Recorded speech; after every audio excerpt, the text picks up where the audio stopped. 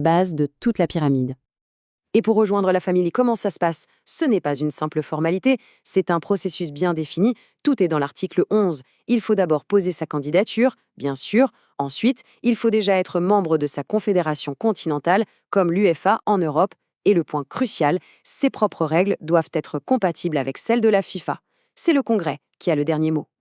Et là, on touche à un point central, l'équilibre entre les droits et les devoirs. D'un côté, être membre, ça donne des droits énormes. Le droit de vote au Congrès, la chance de participer à la Coupe du Monde, l'accès à des financements pour le développement, c'est immense. Mais de l'autre côté, les obligations sont tout aussi importantes. Il faut respecter à la lettre les statuts de la FIFA, les lois du jeu, et surtout, un point essentiel, il faut garantir son indépendance totale, pas d'ingérence politique ou autre.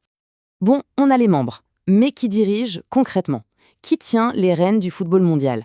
La structure de la FIFA, en fait, elle ressemble pas mal à celle d'un gouvernement. Il y a une véritable séparation des pouvoirs. Tout en haut, vraiment au sommet de la pyramide, on a le Congrès.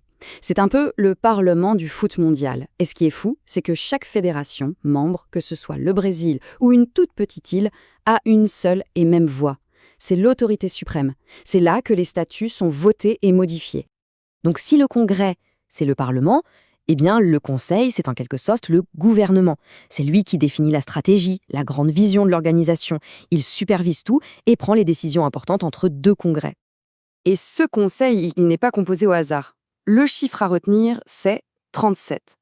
37 membres, y compris le président. Et ce qui est important, c'est qu'ils sont élus par les différentes confédérations.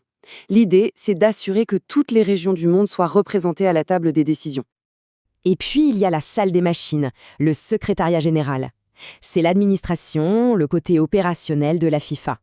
C'est eux qui gèrent le quotidien, organiser les tournois, négocier les droits TV, tout ça, sous la direction du Conseil, bien sûr. Maintenant, on va parler du jeu lui-même, les règles, la VAR, le hors-jeu.